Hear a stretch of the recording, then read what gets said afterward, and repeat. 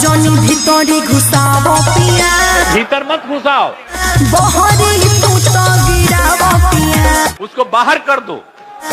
अब जनी भीतरी घुसावो पिया, बहरी तू तो गिरावो पिया। तुम्हें शर्म है कुछ? डीजे कुंदन राजा। तो क्या हाल बा भाई लोग, आशा करतनी कि अच्छा हो खबा मस्त हो खब। तो भाई लोग गाना सुन लो हजार तानिया झाके ई तो नीतीश के लेते हली गाना गा दहली कि अब जनी भीतरी घुसावो पिया आ तू जाके बहरी गिरावो पिया। काहे नीतीश तू तो गर्दा का बार दहल एकदम वायरल चलत ल भैया बिहार के सीएम नीतीश कुमार। तो भैया उनकर गाना सुने खातिर यानी कि तनिया झाट वाला गाना पूरा सुने खातिर हे हमर वीडियो के लास्ट तक देखिया जा आ ल जा एकदम अगुताई लोग बजा सुने खातिर नया गाना बा अबे रिलीज भइल तो साइड में सुनो जा।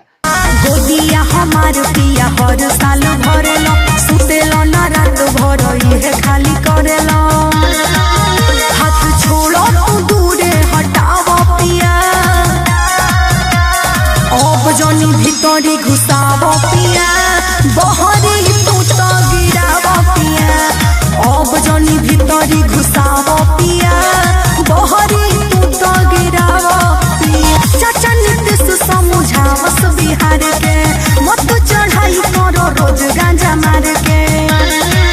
मुन्ना मोहित ना हमके मुआवो पिया,